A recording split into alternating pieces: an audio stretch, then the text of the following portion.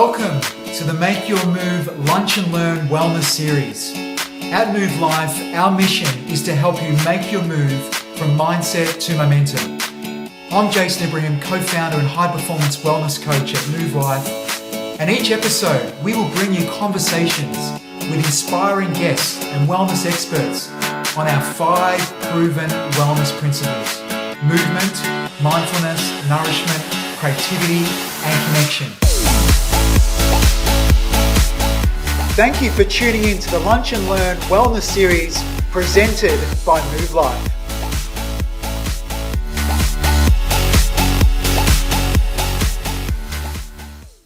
Albert Einstein said, "Strive not to be a success, but rather to be of value." And Buddha said, "To keep your body in good health is a duty. Otherwise, we shall not be able to keep our mind strong and clear." I'm super excited to invite a dear friend, powerful leader, and influencer in Brian Delaney to open up and share a conversation around men's health. Brian, known as BD to his close friends, will share some insights about his incredible love and support that he has with his wife, Gail, his daughters, Alex and Bree, and how important his family plays in his personal well-being. How he stays in the driver's seat with his health and fitness, the daily rituals that he believes are so important for success, and how he has sought out mentors and professional help to overcome personal challenges in his life. You'll be inspired by BD's passion, his energy, and appetite for life and living well. In this episode, BD will shed much needed light on the health and well-being issues that men and boys face, and empower us all to continue to have open and honest conversations to increase awareness of men's health. Without further ado, let's welcome Brian Delaney. All right, let's make a start. I know that people will tune in because everyone sort of tends to connect to these meetings right on time and maybe a few minutes after. And we've got so much that we want to cover, and I want to make sure that we can get as much insight from the wealth of experience that you have, and we know how passionate you are in this space. And I think that it's just going to be, I'm really keen to dive down and just really get you to articulate just your own personal experience and what you've gone through. So the topic for today is about raising awareness of men's health and for your lives and for men, leading into next week, which is Men's Health Week. And today, as you can see, all the way from California, we have a very, very special guest in Brian Delaney. Now, people who have tuned in, some will know who you are, some potentially might not know who you are. Just to let you know, I'm going to refer to BD because that's what his friends and colleagues call him, and that's his nickname. It's stuck for so many years, and for me to say Brian, it just wouldn't sound right. But I was going to give a little bit of, here we go. There's Alex. I was going to give a little bit of insight and background about yourself. So, Brian, Senior Financial Services and Funds Management Executive, Strategic Advisor, Board Member, strong track record in generating new business opportunities. He's had experience in Asia and the US, and his professional experience includes time as an Executive Director, which he's currently doing now at QIC. He's also had a time at AMP Capital, which the friendship that I established with Brian. Now, Brian, he's a role model in seeking and living a healthy lifestyle, and he champions to prioritize good health. He values his life outside of work, and as you can see by his daughter Alex, who's keeping him company, he plays an active role in all their lives. So he's married to Gail. He's got 2 daughters, as I've just mentioned, Alex and Bree. He loves sport. He's has a long association with basketball as a player, coach, and director. So BD, a big welcome to you, my friend. Thanks, Jace, and I'm a bit humbled by the fact of not only that intro, but I could perhaps share some insights and add some value to people. And I appreciate I'm looking at my screen and seeing how many people are joining in. So hopefully it'll be a worthwhile time. But you've played a big part in that. We'll get to that, mate. So I'm very happy to help you out. Awesome, BD. And mate, and as you just mentioned, Brian and I go back a long way. We've known each other probably, I would say, a couple of decades. And Yep. we've taken an active interest in each other's lives. We've supported each other. Brian has allowed me to really take the time to mentor his daughters as well as himself, and we've had lots of great coaching and practices, and I've always enjoyed just any time that I get to spend with Brian, and today to be able to have a conversation with lots of people to hear is going to be special. Now, BD, I want to get straight into it, mate. As I mentioned, you've always grounded yourself in your health, your fitness, and keeping yourself in shape, and it's been a priority for you. Just share with us that passion that you have for living well and being well. Where did that come from? Well, Jace, firstly, let me say I'm guessing here, but I might be the oldest person on this call. I'm 59 this year, and the reason I'm starting there is I was always very active through school. We didn't have things like mobile phones and iPads and tablets. And some of the distractions that obviously, I've got my 25-year-old daughter sitting beside me at the moment, they have. So my parents were both pretty active in sport. I didn't know any other way. We came from a very basic upbringing. My parents didn't have a lot of money. So a big deal for us was getting out, down the park or in the backyard and, playing games that some people won't hear, like British Bulldog and Red Rover Yes. and all those sort of stuff. For those who are old enough, you'll smile at when I say that. So really I started with that. I didn't know much better than, wow, I've got this energy and this drive and I want to sort of use it a little bit. So let's get outside and get into it. Obviously, as that continued, have some sports. You're a champion athlete, Jay, so you know this, but for everyone else's benefit, I got into, different sports, and I was lucky enough to represent in a number of different sports through high school and all that. And that goal setting, that routine of, not letting your colleagues down and your friends down in a team environment forced you to, get into that routine.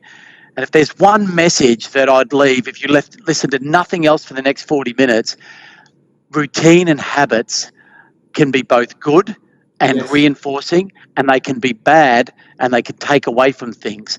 And I was lucky enough to get into good habits, and just it became part of my DNA. So I was lucky enough that I got into that. And then, as I kept going through my life, becoming a father had a big role in that as well. So I'm sort of jumping through some of the decades now. I had this burning image that I wanted to participate and be as active with my kids as I could.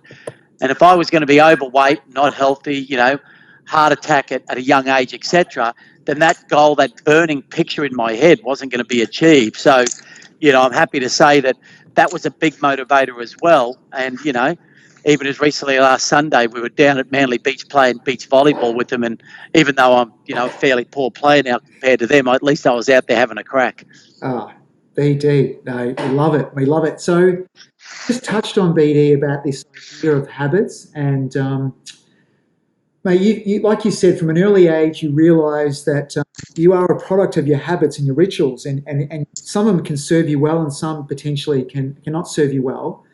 Can you share with us, and like you said, you're getting to another special milestone birthday. What are the habits and rituals that you've included in your lifestyle that have really served you well? Yeah, it's a good question, mate. When I thought about this, it's a cliche, but I'm going to say the word balance. And what do I mean by that? The human brain's a very powerful thing. We all know, everyone on this call would know that, if you eat healthy, exercise regularly, get decent sleep, don't take illicit substances in your body often, then on average, depending unless you've dealt bad DNA cards, it's got to be on average. The logic of most people on the call would say you're going to probably have a longer life and live healthier. Well, it's about that simple. For me, early on, I thought, Well, I'm going to try and take the balance and apply it. Let me share a personal story. My father, who died 3 years ago, I was very close to, but Dad drank more than he should, and he smoked up until he was 40 years old. And, he had me when he was 25. So for 15 years, I saw him smoking heavily, drinking a lot. And I think that image of what I didn't want to be was also burning in my mind. So I had that, I was very close to my father and I loved him to death, but I could also see that that wasn't what he needed to do. In some respects, I had an influence on him stopping smoking, etc. But that was also a negative influence that I knew I didn't want to have. The rest of it was just what I thought was common sense, and I know that that's easy to say, but the last part of that is you've then got to turn it into action. I often say there's a lot of gunner people in the world. I'm going to do this and I'm going to do that. Yes. There's this little saying I have, we all have 168 hours every week. Yes. Absolutely, I can guarantee you every person on this call has exactly the same opportunity. It's true. what you do in that's the difference. So for me, transitioning from the idea to where is it in my diary, how have I committed to it, is really the trick. And yes, do I always want to get up at 6:30 in the morning and go for an early ride, or do I want to hit the gym with my daughter who's much stronger and fitter than me? Sometimes no. But if you have that as the thing that balances you out, I find that that's been able to get me through, to this point in my life, fairly well. Good old-fashioned diary and habits. Love it, BD. And yes, you have. Do you think though, momentum is a powerful tool? I often say to people, the hardest step is the first step outside the door. And when you do things on a repetitive basis, like these rituals that you've created, over time it becomes so embedded that the pull of having to sort of find the motivation becomes less, and it just becomes a part of who you are. So you wake up and you just know that that's something that you need for yourself. Is that describe the way that you operate? Yeah, look, I've read a lot of business books, mate, and I've read a lot of, information about successful people in any way you want to measure success. Yes. And the thing that I kept synthesizing in my mind is they have daily routine and habits. Yes. I don't care if it's getting up early to read books that, nourish them mentally or whatever, but good habits seem to be the foundation of people's, good lives. So that just became ingrained. And in some respects, I don't want to underplay it, but I don't want to overplay it. It's sort of that simple. And once I started to see the impacts and how I felt, it reinforced. Even more so, for a lot of people on this call, I keep going back to this 168 hours. Your diary and what you have in front of you every day really should determine how you define success. And yes, I've got a very important job to do, and I lead different businesses, but I also start in my diary with what are my times for exercise, what are my times for family, and I build the work around that. A lot of people do it the other way. Yes. So for me, and if Sally was on the call, my EA, she'd say she knows when I'm out of balance. She knows when I get cranky. It's because I haven't had that. I haven't had the 3 sessions of exercise or the time with my family. Too many people think that one part of their life is the overriding, and they trade off other things. Yes. And that is a very dangerous habit to get into. It sounds like, BD, that you've become very mindful, and you have a great understanding of knowing when you're starting to fall out of balance, because you've got so many areas in your life that are constantly pulling you. The one aspect that I want to touch on, and I know, and people just looking at you can see that, as you mentioned earlier, you're going to be turning 59, and you've kept yourself in impeccable shape, and you do a lot for your physical health to stay in good shape. Focusing on the topic that we're talking about today, I really wanted to sort of dive down about your emotional wellness and your ability to express your emotions and feelings. And this is an area where males and boys, we struggle in that space. Do you think that you have got better over time in being able to express that emotional self? It's a really good question, mate, and it's the one I spent most time thinking about.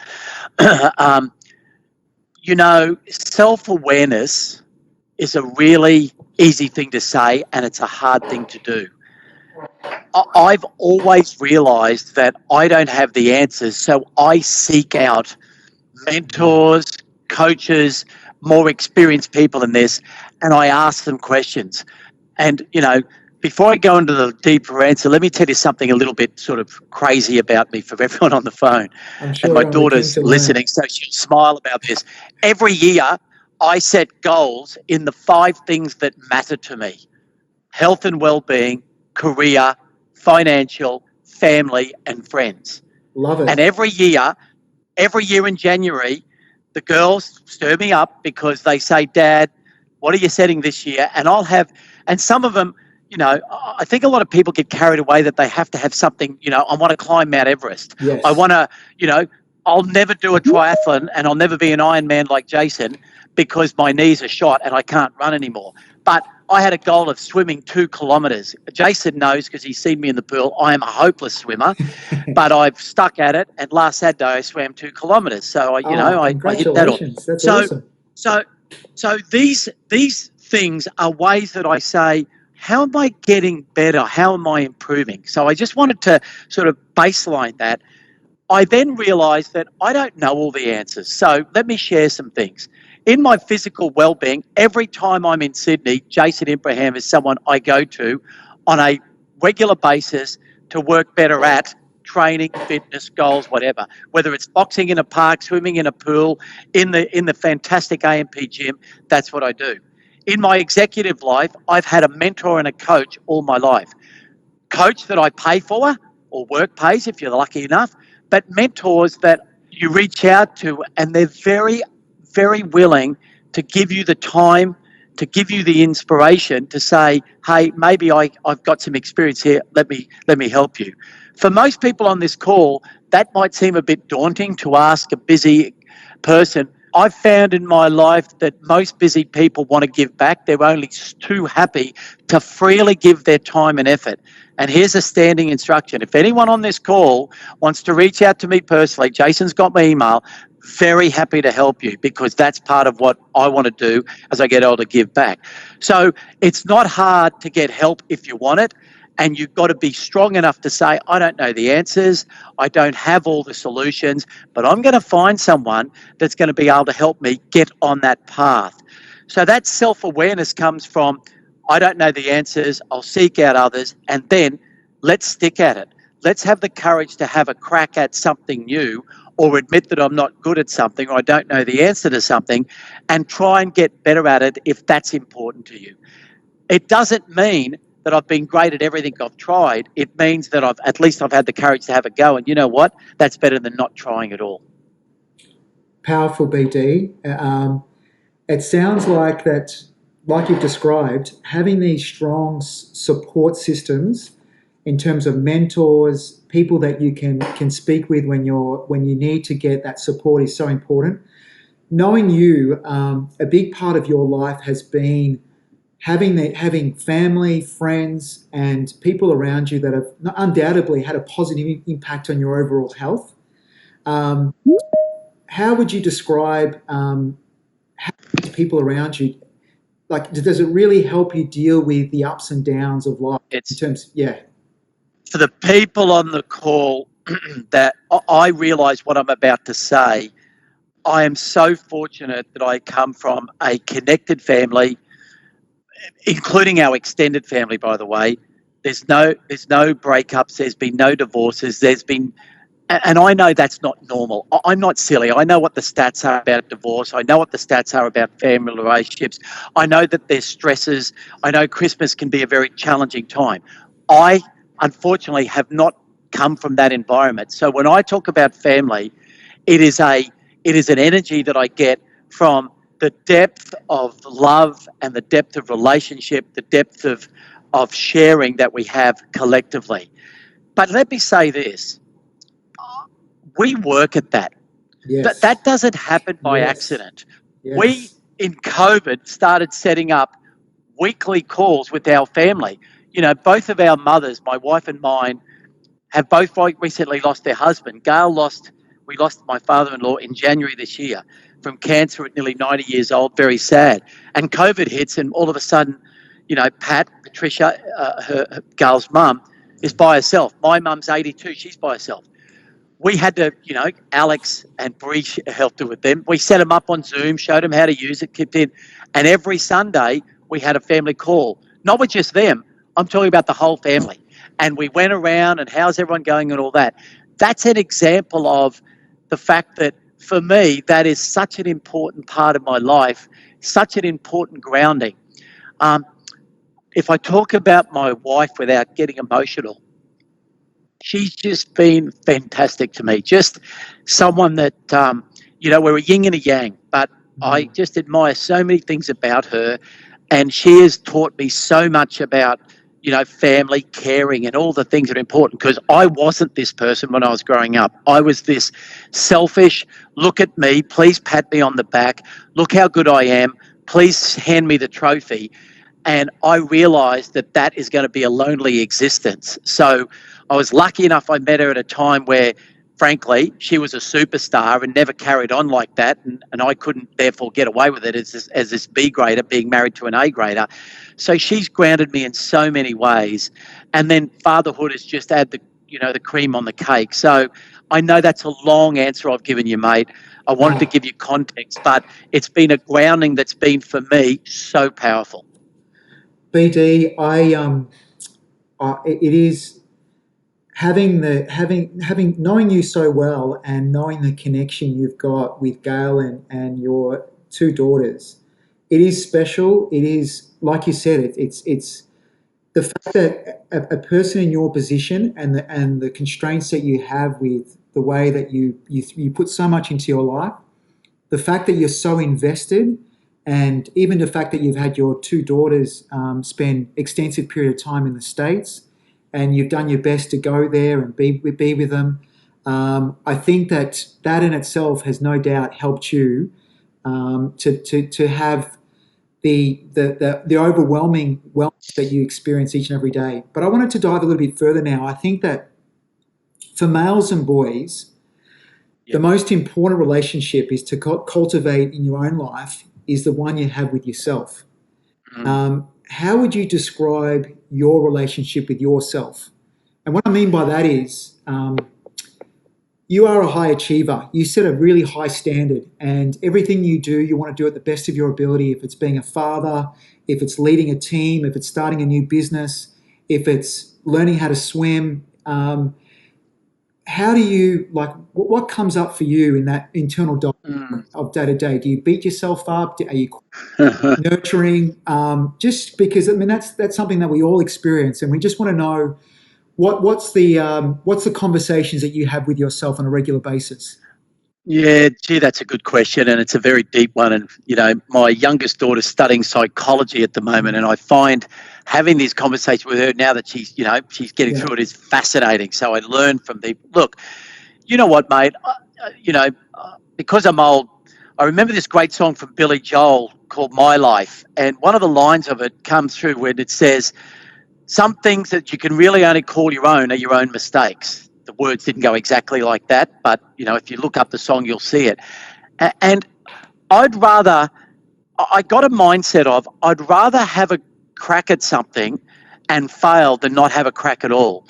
So I often say, and my girls, if they were Alex is listening, I often say, what is the worst thing that's going to happen to you as a result of this? Okay. And for a lot of people get anxious about many things. So if the worst, let's just take some simple example. Yeah. What's the worst thing that's going to happen about me trying to swim? Well, I drown. Now, hopefully, if I go with Jason Ibrahim and start learning at the Boyd Charlton Pool, he won't let me drown. Yeah. So if that's the worst thing that can happen, everything from there has got to be better. And then, so I have this mindset that let me project forward in my mind what's the worst thing that can happen, and am I prepared for that? How can I mitigate that? Okay, how can I feel about that? So let's get into a business sense. Let's imagine I apply for that job. I really want it. I think I'm really good on it. I also know that other people are going to go for it. So the worst thing that's going to happen to me is I'm going to put myself out there and I'm going to get rejected. Yes. How am I going to feel about being rejected? Okay, well, did I put my best effort in? Did I prepare well? And at the end of the day, was there someone better? If that's the outcome, then I've prepared mentally for the fact that the worst thing is I'm not going to get it, but at least I've had a go and put myself there. I think for many people, the self-talk doesn't allow them to get over that. They start to sabotage themselves too early. So I haven't really let sabotage happen. And I know I come across confident, but trust me, mate, I have my insecurities, I have my doubts, I have all of those. But I try and use this self-talk, as you quite rightly asked, about what's the worst outcome, how can I mitigate that, but I'd rather have a go at it than not try at all. Like I say, life is not a dress rehearsal. You don't get your 40th year again. You don't get your 41th year again. You only have that day. Tomorrow is the next one, and that's gone. So I've tried to apply that mentality. And then lastly, I'd say surround yourself with people that nourish that thought process. Stay away from the water cooler, the coffee machine with the negative Nellies that tell you can't, that tell you why you're trying that, who want to bring you down to their level. Please avoid them at all costs. That is a drug that you have to avoid because a lot of people want to keep people at their level. There is a tall poppy syndrome that happens in Australia that is quite divisive. And I often say when I'm mentoring people, and especially females, if I could be so bold here, I mentor a lot of females, the greatest drug they can take every day is confidence. The greatest drug that will deter them is listening to their friends sometime tell them why they can't do them or they shouldn't even try. So it's a long answer, mate. I'm very passionate about this. Your self-talk, what goes on in your head is so important to the person you want to become. Powerfully said, BD. I couldn't agree more, mate, in terms of being very mindful about the people you surround yourself with and just leaning into the uncomfortable. And I think you've done that exceptionally well throughout your whole career in every aspect of your life. Mate, talking about your career, finding an occupation that you enjoy makes a big difference on your health and wellness. There's a lot of research that's demonstrated a direct link between employment status and men's health. Do you think that the high levels you've reached in your career have contributed towards the level of wellness and confidence that you have today? Oh, it's such a good question. And I'm going to try and I know how I'm listening to my voice. I want to try and I've tried to use much more humility as I've got older. So I know I'm talking about myself and it feels slightly uncomfortable. But because you've asked a question, for me, yes, there is for me a link between how I've thought about my career and the goals I've tried to set with my own emotional, mental self-awareness, well-being, etc. That doesn't mean. So let me share a couple of stories so that people who don't know me as well. I absolutely fell into this career. Let me make a couple of statements. I did not attend university, yet I'm in a fairly high position, and most people who would know that would go, wow. By the way, my boss didn't attend university as well. And let me tell you why. I was too busy thinking I was going to be this superstar basketballer in the Brisbane Bullets, which I turned out not to be, by the way, and therefore it consumed me, and I didn't have time for it. I didn't think it'd get on. Now, afterwards, I did a lot of study. I ended up attending Harvard and doing a lot of stuff, but I have got no university degree. That became a millstone around my neck for quite a while. I'm not formally educated. I'm an imposter. How can I do this? Most people would let that restrict them. Most people and there could be some on this call, would have that barrier and say, wow, my time's passed. Well, for me, I go, okay, how can I now, as I've become a bit older, and I remember this, I was about 25, said, I need to reapply, I need to redo. So I started doing some study again, and I eventually got AMP when I was working there, send me off to Harvard. And, I grew a lot of confidence from that. So the reason I'm telling you that story is I didn't have the classic upbringing. I had poor parents. Really, I was distracted thinking about uni. I had a different path. But then when I realised, I thought, how can I go along that path? As I often joke, both of my daughters are way smarter than me, because they've had that formality of education. And in some respects, I share that story so that people who perhaps are in that circumstance don't think that I've come through some, path that everyone else comes through. Yes. But what you do have to do is put in an effort. If you want something bad enough, you have to look at ways that you can do that. And in the world that we're in now, so much online support, so much, support that you can get on skill and craft development. So seek it out for yourself, understand it. But there's definitely been for me a correlation between the success I've had in the one part of my life, my career, with the success and confidence that I've grown in the others. And so, mate, I do think that they're linked. Absolutely. And the reason why I asked you that question is that so often a man's self-esteem is closely linked to his role as a breadwinner. And even though this is changing, unlike women, men aren't as strongly encouraged to find a self-worth in other areas of life, as a role as a parent or a homemaker. But you seem to have been someone that has climbed that ladder in the career sense, but have always not just defined yourself by the title that you have as a director or an executive, but more so in who you are and who you want to be. Yeah. Any thoughts about that? Mate, I can't over-talk how much of an influence my partner's been on me. And I sincerely mean that. I'm not trying to be soppy. I'm not trying to make you think that, I'm in touch with my feminine side. It's just true. My wife, who I met, when I was in my early 20s, is a massive high achiever. Okay. And then she forsook her, when I talk about high achiever, I mean represent Australia in 2 different sports, teacher. She was the main breadwinner in our relationship early on. She forsook all that to start, to follow me down to Sydney, to have 2 kids and all that stuff. So that's why I want to base this story around that. But what she is a fiercely proud woman that believes long before everyone was talking about inequality. And she was driving it. And by the way, don't tell her I told you this. My wife's 61 soon. So, we're that vintage. But long before it was trendy to talk about equality and women's rights, she was there. And I was growing up with that. So I didn't get away with any of that bullshit that males get away with at our ego and thinking we're better than we are. That's a really important point in this subject that I'm talking about. And then, of course, having then 2 daughters with this really strong role model and seeing the people and the women that Alex and Brie have become has only reinforced that I'm not defined by my career. I'm not defined by my title. In actual fact, and I'm smiling when I say that, and it's just true, in the hierarchy of our family, I rate below the dog.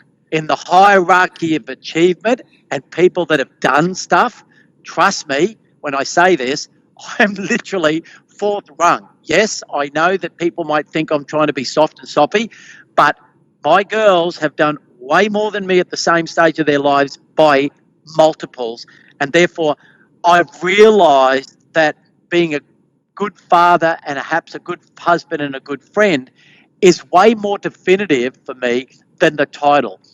I'm retiring at the end of this year, and Jason knows this, and I know that there's some QIC people on this call because I can see them.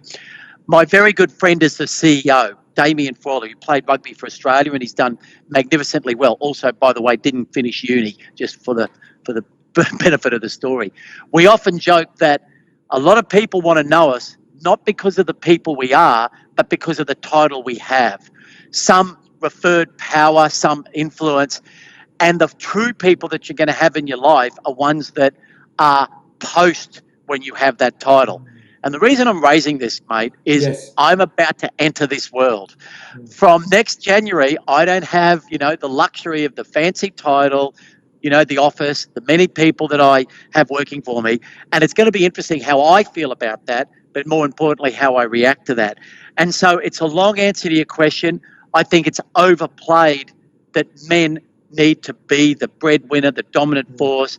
I think the great thing about our society is that over my time, equality has become such a front and centre topic.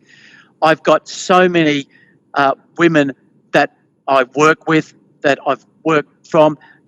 You know, I had one this morning, and I'm going to share this story. And I know this, I'm carrying on here, but I'm so proud of it. BT, we a love woman it. I work for, a woman I work with that works for me, you know, who's, I don't mind telling, late 40s, 2 kids, high profile job, just finished her MBA today. Right now, she is presenting her final presentation, and she is finishing, which has taken her 6 years. So when I think about powerful people, just for those who are on the line, think about mother, 2 kids, wife, high-powered job, and for 6 years you've been doing an MBA. I think that, for me, is far more powerful a story than the one I'm sharing about me, because in general, I think women are the strongest sex for so many reasons.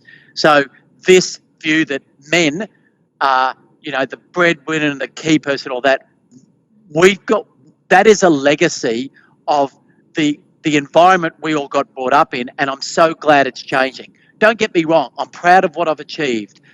That is absolute. But this equality, this respect for each other, I see my 25-year-old, my 22-year-old not thinking they can't do anything. They are not restricted in any way by thinking that's a man's world, or that's a man's job, or that's what men do. Matter of fact, my feisty 25-year-old, who's sitting literally 5 feet from me, doesn't absolutely buy into any of that, does not believe any of this. She did a math degree, a pure math degree in the US. In one of her classes, she was the only female. So she's seen this, but that hasn't defined why she can't go about following her dreams and following the ideals that just because I'm a male doesn't mean I can do it. Sorry, mate, that's a long answer. You can tell how passionate I am about it.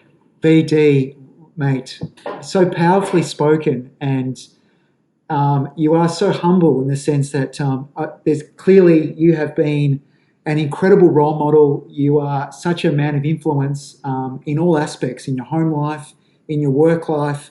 I think everyone wants to get a piece of this passion that you have. Mate, to be in the driver's seat with your health, what do you think are the pieces of your health and wellness puzzle that you need to put together that you have done so well? Yeah,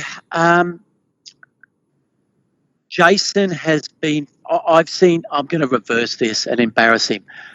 In the time that I've gone and worked at AMP Capital, which was for 13 years for people on the call, I was every week in the gym, and I saw the influence this guy had on people that, if I could be really frank, went to that gym embarrassed about their weight, their confidence, their place, and it would have taken an enormous amount of courage to walk through that door, and sitting in front of them is this, Ironman champion triathlete superstar. Not once did I see him make people feel uncomfortable about taking that step. Not once did I see him say to someone else, look at me, you've got to be like me. He was invested in them. And that, for me, is the most powerful story that I've tried to also take on board. For people that want to start this path, the toughest step sometimes is the first one. The hardest part is to feel uncomfortable. But if you're in the right environment and find the right person, that is the absolute fast track to achieving whatever goal it is.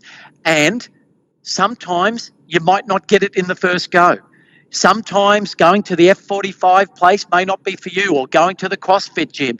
You've got to find what works out. Let me share something. Yes. I've been wanting to do Pilates. Jason's been telling me about Pilates, and so has his beautiful wife for so many years. Well, earlier this year, I started Reformer Pilates.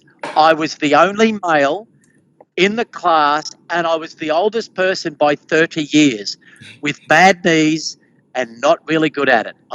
So I firstly walked in, and here are all these lovely females.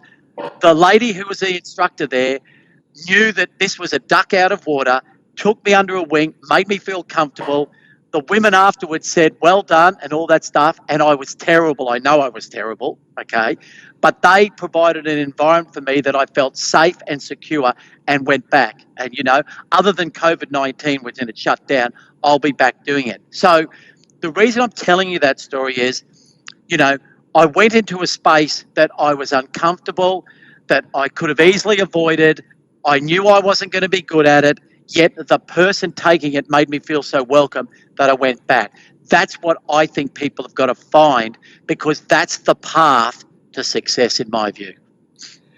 BD, very inspiring, mate. Very, very inspiring. Now, you've powerfully shared your story. You've touched on so many of your own personal experiences. You've identified the role that you play and the incredible support network you have at home, particularly with the three most powerful women in your life being your wife and three daughters. I want to touch on now men's health. And you're an ambassador and a champion, because throughout your whole life, it has been your center. It's been something that you go to. It's who you are. You live and breathe it. And that's probably why we connect so well, because our values are aligned in that space. But mate, I want to share with you some statistics, which this is from the Australian Bureau of Statistics. And here are some of the top health concerns for men. Male suicide in Australia is at a dramatically high level. 6 males take their life each day. Depression is a known high risk factor for suicide. 1 out of every 6 Australian men suffer from depression at a given time. Depressed men are twice as likely as depressed women to abuse alcohol and drugs. Australian men gamble more frequently and are more likely to develop a gambling problem than Australian women. Males, particularly teenagers, tend to act as if they are invulnerable, which can lead to destructive behaviours such as drug and alcohol binges and reckless driving. BD, I mean, you've been an example. You've touched on so many different aspects, but and now as you move into this next stage of your career, you can see that there's a part of you that wants to bring the lift down and want to help others, playing an active role as a mentor to young women. But how can we turn these statistics around? How can we create environments, particularly in light of the current circumstances with COVID and even just also touching on, you also mentioned you spent a couple of years in the States. We know the events that have gone on there and how do we address, like there's so many questions here around the racial equality. There's so much in there. I just wanted to hear from you and what insight you can provide in terms of go forward in this. It's very daunting when you listen to those stats, and I had the benefit, Jason sent me those, and they were in my face. A couple of things. It's I'll try and keep this succinct, although I tend to talk a lot, as people have worked out. I've got a couple of friends that have gone through depression, and I didn't know that they were going through it, and I felt really bad that I didn't reach out. Now, I won't name names because they're in the industry. I've also got a great friend that is an ambassador for Are You OK? And he was someone, he's a rock star in terms of who he is. But he talked to me about this early on, and, I've supported him. His name's Kamal Sama. He actually worked at AMP for quite a while as well. So especially men, we have a great ability to bottle up, don't talk about things, think we have to know the answer to everything, and that is a weakness that we have. Mm. I have made it. I told you about my plans. Let me share one of them. Yes. I have got 5 friends this year that I'm focusing on. I ring them every month. That is part of the plan. They don't know that I'm this anal with my planning, by the way, so don't, for God's sake, tell them. But I ring them every month, and I ask, how you going, mate? What's happening? I want to get a bit more personal. At the moment, one of these really good friends has just lost their job. Their income has come. They've had to move places.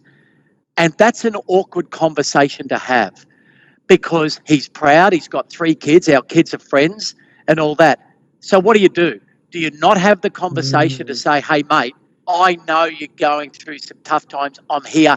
Is there anything I can do? Or do you just say, you know what, He'll be fine. Let him sort it out by himself. That is not in my DNA. So I have done, obviously, the former, not the latter. And for men, especially my generation, we're bad at this. I hope that the next generation's getting better. And Jason, you're in that next generation, so you've got a big role to play. But my generation's been bad at it. And I'm trying, as they say, how do you eat an elephant? Bit by bit, bite by bite, one by one. My little goal is to try and, get men comfortable being a bit more open and talking about how they're feeling, talking about their self-doubt, talking about it, because between us all, someone will know someone that can help them. Someone will know someone that can provide either professional help or someone to listen to. And the really good thing is, there's this group of mates now that all know that, and we look out for each other. It's such a powerful thing to develop a network, and we've got over the stigma of thinking we can solve it all. And, I think being vulnerable, sharing stories about yourself, how you're feeling it. I know Mel Clifton's on the call here, and I just, because she works with me, we've just been doing some surveys about how people have felt about working from home COVID-19. That there's a lot of mental well-being stuff that's going on at the moment. A lot of people are feeling a lot of doubts. There's a young lady in our division that's, is really struggling and suffering. And, I've been on a call today about that. So this is all around us. You have to open your mind and you have to take that step that, yes, might feel uncomfortable when you say, hey, Jason, are you okay? Nothing more than that. I'm here if you need anything from a ear to listen to, or if there's something more. I think men are really bad at that. The great thing about women, they are not that side. They do not have the egos. They tell each other everything. I'm going to smile when I say this. You've only got to listen to two women having a conversation. They talk about things that men do not even think about it, which is why men are wired differently, thank God. But what they're doing is checking in with each other. Yes. They're checking in with how each other's are, and they go to that next level. So a long answer, mate. I wanted to frame it as best as I could, but it's having the courage to take the step to say, are you okay? BD, it's I couldn't agree with you more. I think we all agree that men often suffer in silence, and they're less inclined to seek the help that you're talking about, particularly on an emotional level. And I think that guys, we love to have a bit of a banter about sport, and we talk about things that are happening. But as you described, having those deeper conversations where you go in the next level, we don't just talk about, okay, Collingwood and Richmond had a draw last night and a game, but we're prepared to sort of go and really, particularly now in the climate that we're in, where there's so much uncertainty, we're all changing to the landscape. And I think that you're an example and a role model, because you have not only a strong IQ, but you've got a strong EQ in the way that you can read people and really just be there for them. So I think that message that you're talking about is having those open and honest conversations is no doubt a great starting point. Would you agree? Yeah, no, I appreciate it, mate. Absolutely. They're as I said to you, everyone, I shared, I've got these sort of 5 areas of my life that I focus on, and I have plans in them. I like to think of them as the pillars, the groundwork, the bricks that build a house. So it doesn't have to be the same, but for anyone on the call, have a go at it. Write down the things that are important to you in boxes, and then give yourself some goals. As I said, one of them was try and swim a bit more. The other one was try Pilates. These are not climb Mount Everest, find the cure for cancer. These are baby steps on journeys, but at least have the go. I want to share one other story with you, mate, about being an executive that I think for people on the call, they might appreciate it. A lot of us get caught up and wound up in our work life, and we think, we can't make the time for what's important. If you know what's important for you, and you know that that's really key to you, and that's going to be such an important part of your life, you're prepared to actually back that, then you'll be surprised how people support you. I want to tell you a story that when I was at AMP Capital, I was an executive, and there was a board meeting. For those who know the AMP Capital building, on the top floor, the 25th floor, full board meeting. And I was sort of, coming up through the ranks, and I had to come to this and give an update. right in the middle of that board time and date, Alex Delaney, who's sitting 10 feet from me, was getting an award from Joe Hockey in her primary school. Joe Hockey was the minister at the time for North Sydney, and Joe's become a friend of mine because he spent a lot of time in the States. He was giving her an award for effectively some great stuff she'd done. I knew this was coming out, so I had a clash. Remember, executive coming through, big board meeting, put the tie on. What's more important? I said to Jack Rich was the chairman at that stage. I said, Jack, I've got a dilemma. I really, really want to be at my daughter's thing, but this board meeting's here. I know that I shouldn't be asking you this, but is there any way we could change the timing so I could speak later, so I could, go and see Alex get this award? It'd mean a lot to me. Not only did he let me do that, but when I came back for 15 minutes, the board asked me, how was the award? Have you got photos? How did she go? Tell me. So everyone who's in their executive life, they are still husbands, fathers, mothers, sisters, brothers, uncles, aunts. They're human beings. Don't think we're not human beings. Yes. Therefore, if you are really clear on what's important to you, make sure that the people that you work with understand it, so that when you say to them, I'm going off because I don't want to assembly, I'm dropping my kids to school every Thursday because that's what I want to do because I miss seeing them. You go to your boss and say that, and I will be surprised if they say, no, that's a stupid idea and you can't do it. But you've got to have the foundations in place to be able to ask that. BD, that's again another example of the way that you are just so grounded, and you have this understanding that there's so much more than just the way that you show up at work, and just like there's so much about you that inspires others in the way that even in the time that I've known you, to hear the stories. I mean, just to give another story for everyone, BD and I would be doing a workout together, and we'd be streaming through his phone Alex's basketball games, and we'd be watching her, hearing Delaney for 3, and it would just both of us would get excited and get a real chill, and just have that ability to make people realize that there's so much more to life. And I think that we're focusing on men's health, and we know that, as you've described, all those pillars, and it starts with that mindfulness and really understand what is it that's really important for me. And BD, I just want to acknowledge you today, because you have been so vulnerable in sharing so much about yourself.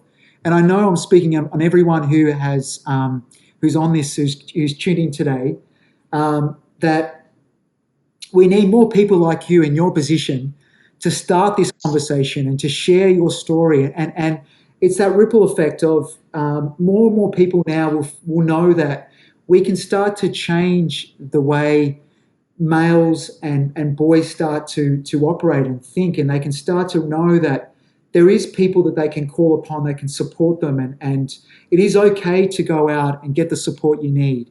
And I think, BD, I just want to acknowledge, mate, you've been a tremendous dear friend, a mentor, someone who I also value very much. And I really want to say thank you for the role that you've played. Well, that's very humbling, buddy. And, it's, as I wanted to start at the beginning, this is a bit embarrassing. I've been talking about myself for 40 minutes. I don't think, and because I've announced that I'm leaving, I've been having a lot of emails and very lovely conversations, which are very humbling and almost a bit embarrassing, to be frank, that I've had that influence. So I'm very grateful for that. But hopefully the stories that I've shared with these people on the call make you realise that there's nothing extraordinary about what I said. I'm very humbled by Jason. One last thing I'd say to you.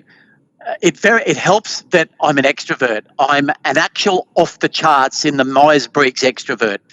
And what that means is I get energy from people. I really like people. So actually interacting with people and helping them get better, I don't think it's a chore. I don't think it's that difficult. I can't work out why most people don't want to do that, but that's the way I'm wired. find those people that can help you in that journey, seek them out. Whatever area they need to improve on, I will guarantee you that they will give their time freely. And if they don't, and you think I can help you in any way, reach out to me. But that for me is the most important thing. Don't think you have to work all this out by yourself. I haven't, I didn't, I never will. Don't think that you're isolated from people who are experts in this area, like Jason and like others that can do that. That is the journey that you must start if you haven't started it. It will be so rewarding. BD, final question, mate, from me, and I'll invite anyone else who's got a question that would like to ask me. Mate, what are you going to do when you grow up? You finally leave that corporate space, and you touched on it briefly, and just the fact that you have an incredible wealth of experience and wisdom and so much to give back. And no doubt you're going to be pulled left, right, and centre. Your boards are going to want you to jump on more boards. You're naturally going to take more of a vested interest in your daughters, what they're doing. But you are someone who likes to plan and likes to go.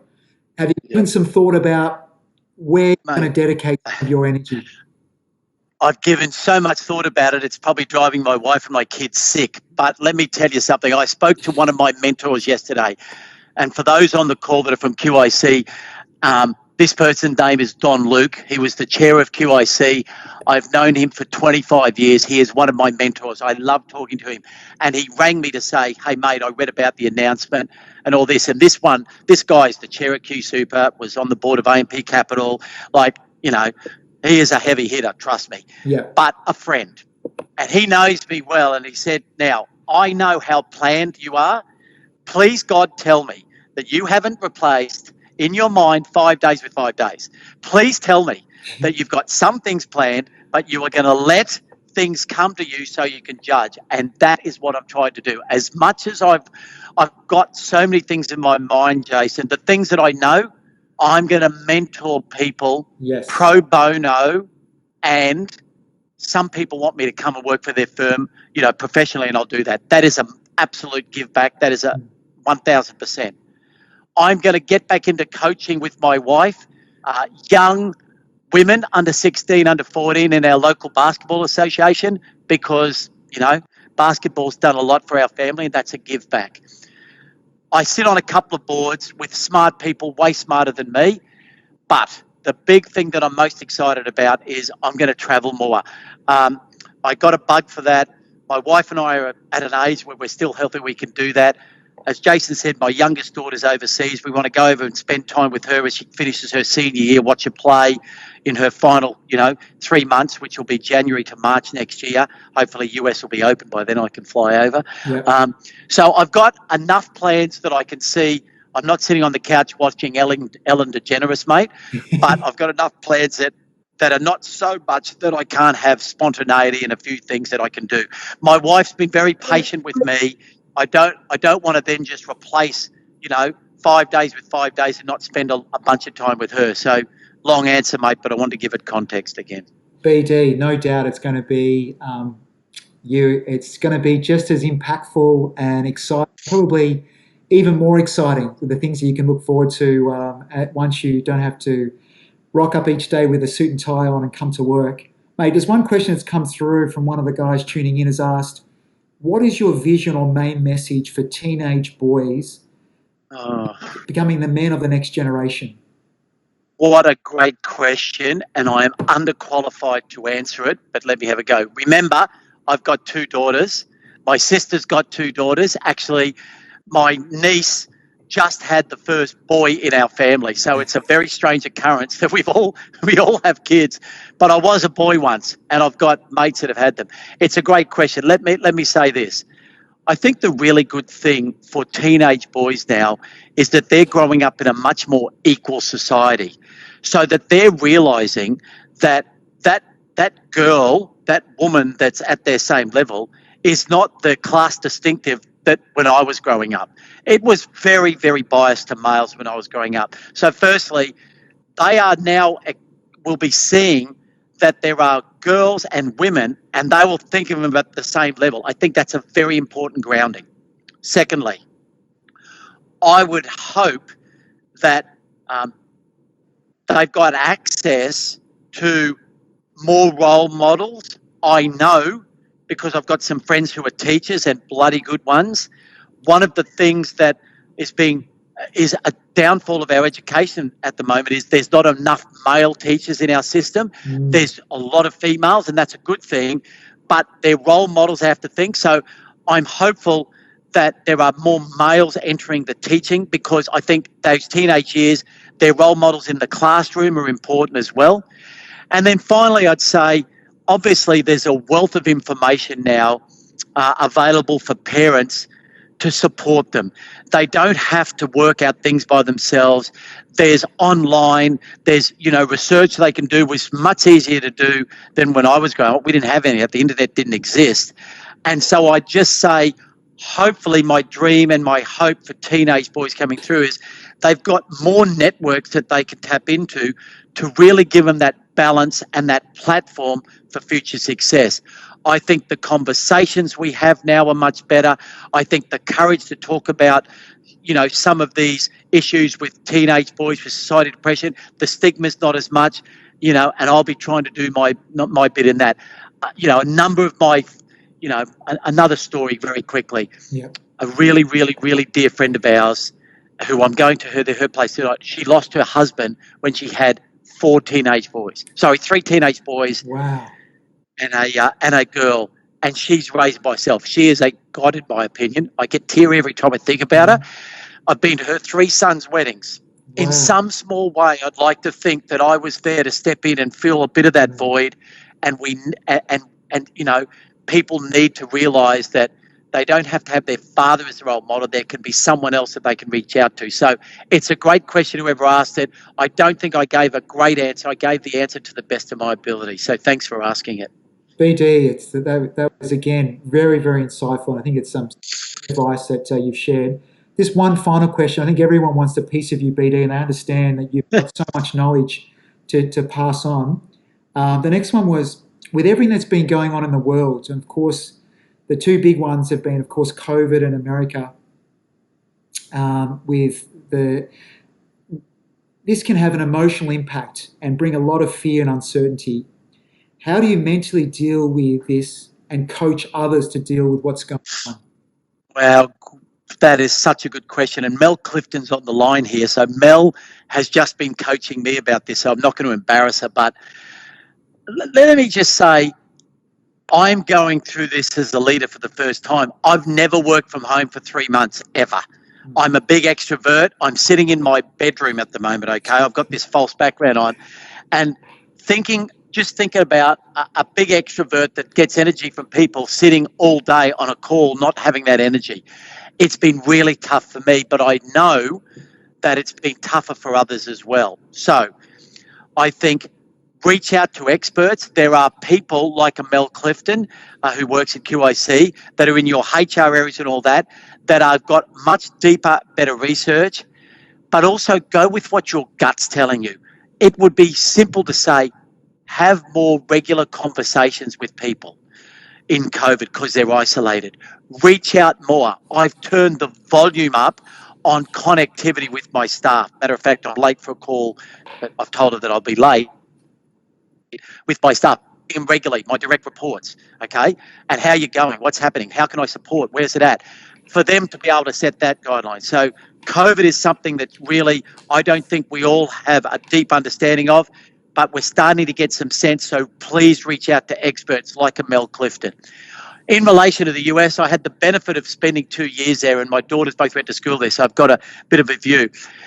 What's going on there is sad, but reflective, and I don't want to get into, the massive debate about Black Lives Matter because it's such a big topic. I won't do it justice, but, these are environments where all of us are seeing and experiencing, and we'll probably feel different emotions through it.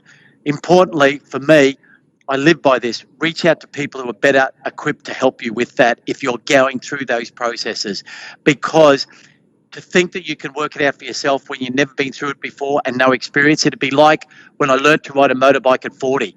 I'd never ridden a motorbike before. I was as nervous as hell. Yeah. I was wondering, am I going to fall off, kill myself? But I got an instructor and I spent time with them until I was confident. That's how I live my life. That's how I think people should think about it. Don't think you've got all the answers yourself, but great question. BD, I mean, we could talk to you for another hour, and you could give so much more insight on so many different areas.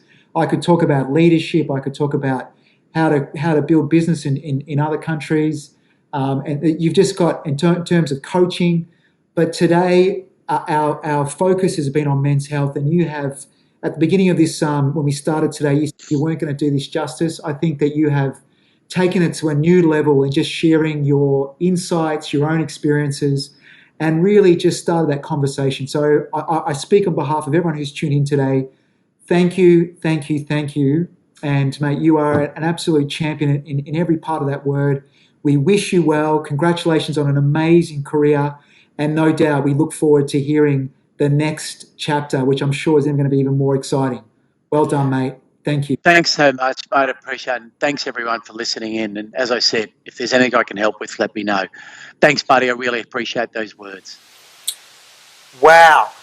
I hope you got as much out of that as I did. A couple of big takeaways that BD spoke about that I just want to reinforce.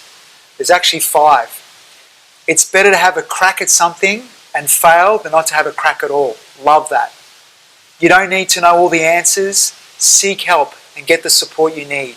A great message for all males. We have 168 hours a week, and you are in the driver's seat with what you do with that time. Surround yourself with people who will inspire, give you confidence, and encourage you to explore the uncomfortable. And finally, this is a message for all of us.